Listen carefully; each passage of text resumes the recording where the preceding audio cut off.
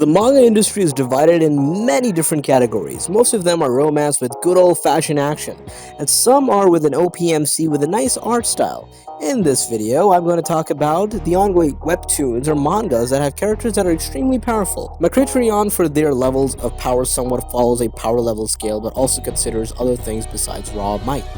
There are many more characters that surpass the powers of both Goku and Saitama in various ongoing webtoons that may not be on this list, but I wanted to only highlight the most notable of them here. So let's talk about my favorite ongoing mangas that have overpowered side characters that still exist, of course. Shall we?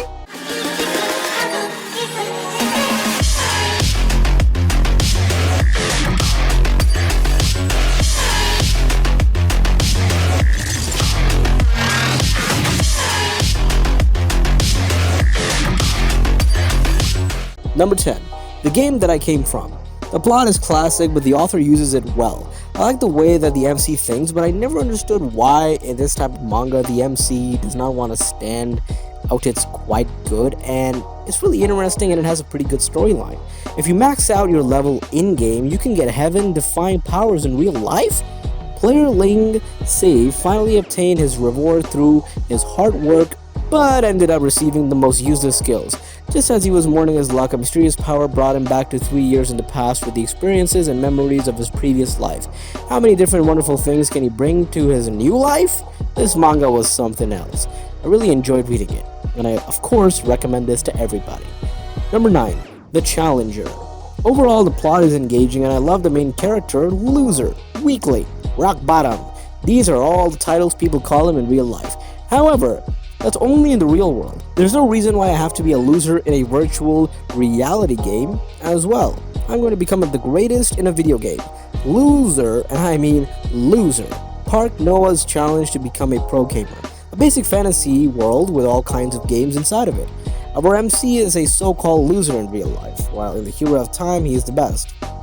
He has a special power that makes him stronger than anyone else. If you like Overgeared, you will probably like this one as well. Overall, it's a basic start to a story that could be good, so let's wait and see. Number 8. Your talent is mine. I love the main character. He's ruthless, and of course he's strong and smart. Moreover, the art fit well, and the story. The story is just too good. The young man, Ye Tian, obtains the ability to copy the talents of others and now fights against the heavens to change his fate. He struggles to survive and protect his sister from the apocalypse of the alien beast invasion. In order to become stronger, he begins to explore the unknown world and gradually reveals the secret behind the invasion of the alien dimensions. Talent is something that helps you develop your abilities. Even children know that. The art is average, but if you are looking for, this kind of a manga with an OPMC, then give it a try, yo. Number 7.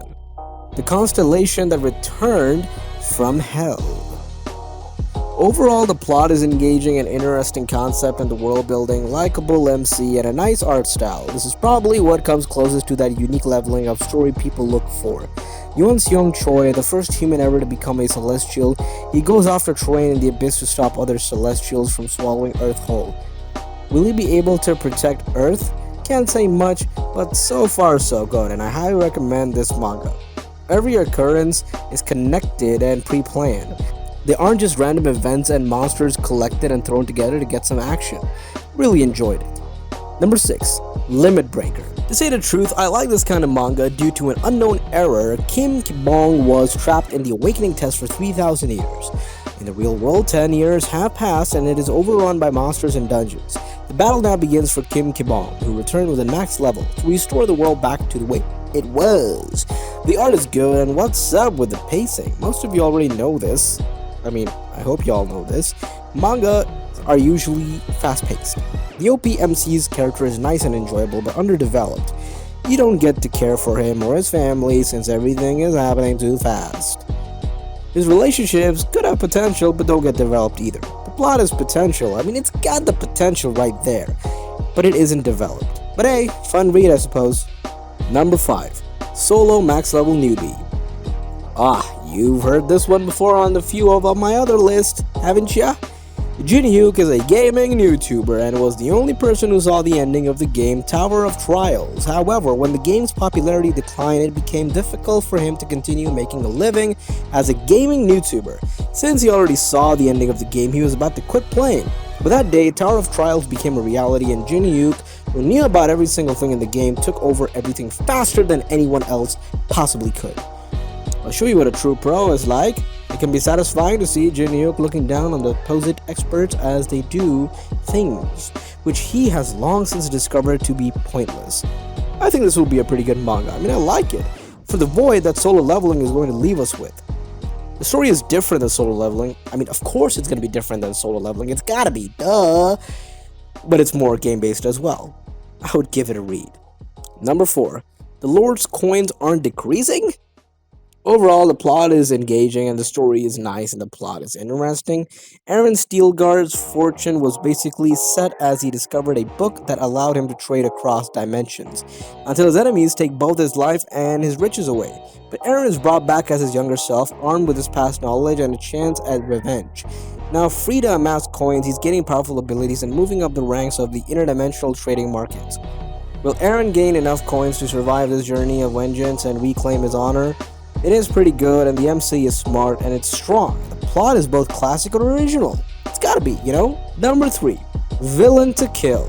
You've seen this one on the list before. The concept is unique, of course, and the story is exciting. Of course, it's in the top 3, duh. So I'm hoping this goes well. It was entertaining, and if you're just looking for the story with a good art style, then it is a must-read. There are 2 kinds of people with special abilities. Villains, who are driven by their evil desires, and psychers, who pursue justice and work against villains. Cassian Lee is a very powerful psyker with a good heart. But one day, when he visits his friend in Greece, things take a wrong turn. Following an unexpected chain of events, Cassian ends up in the body of a Korean high school boy who has just become a villain.